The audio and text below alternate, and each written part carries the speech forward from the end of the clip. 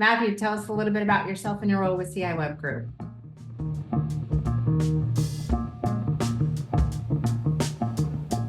So I'm a senior SEO strategist, and I work with some of our largest clients who do the most business, sort of across the country in various areas. Talk a little bit about keywords. I know that that's just it's almost an acronym to most companies. They're not quite sure what it is. It's a target, but how do you get there? How do you identify the target? What are the different data points and data elements, and how do you prioritize them?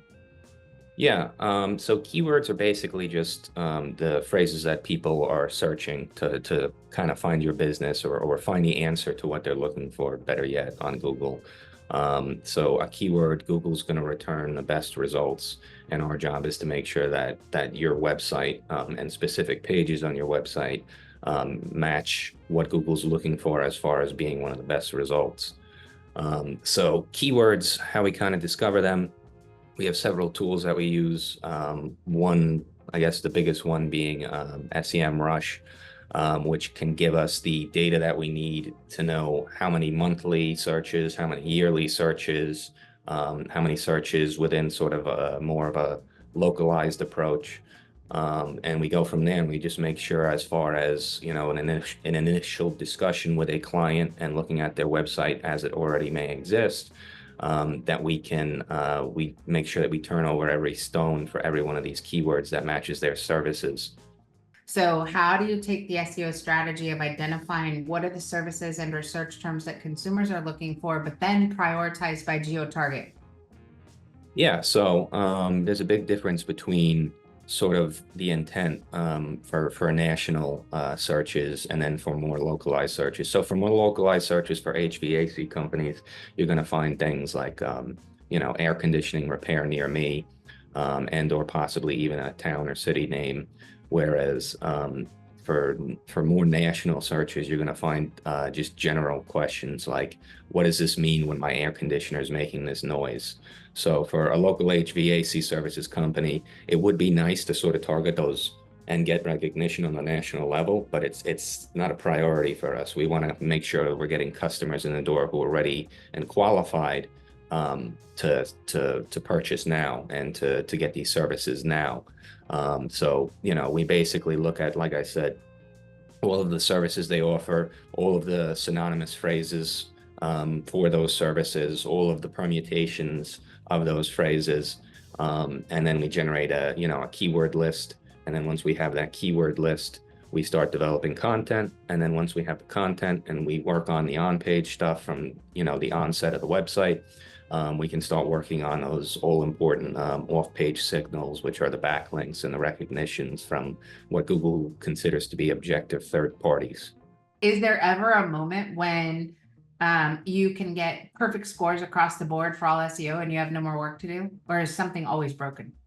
Yeah, something's always inevitably going to be broken. It's just the nature of a website, and there's always going to be more work that can be done. So, no audit, no tool is going to give anyone a perfect score. The best thing you can do is just, be proactive, and look at these things constantly on a revolving basis and just continue to audit various areas of your website for different things with involving SEO, whether that's, your internal linking strategy, the thoroughness of your content, how well it answers queries, your site's navigation, which is a huge ranking factor for Google, and how succinct and to the point that is, and just again the general hierarchy of how the navigation is built, how the H tags within the content is built, and then the interlinking, as long as that's sensible. So all of these things should be constantly looked at least on probably a monthly basis, if not more frequently. There's tons of activities that need to happen on the website, but talk to me a little bit about what's our blogging strategy? How frequently are we posting blog content? What's the importance of it? And how does it impact getting referral links from high quality sites?